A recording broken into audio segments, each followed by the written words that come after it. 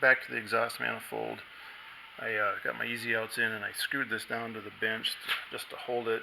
I heated it up with the torch, and the easy out flutes just twisted because of the heat when I put the easy out in. I tried to put it in after I got done torching, but it still was too hot, and I pounded it in as hard as I could.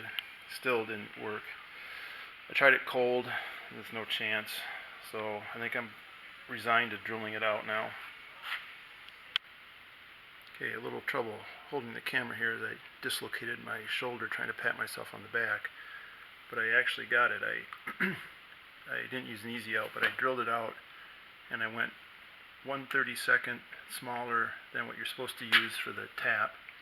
And I ran the tap in there, and it cut and pushed the broken piece out.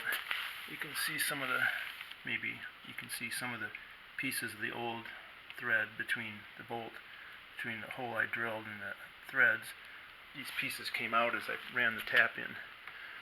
But the key was that I had that hole perfectly centered so that I didn't destroy or damage any of the existing threads.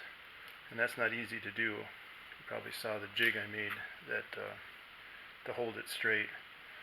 So I think I got a little lucky on that, but I got her out.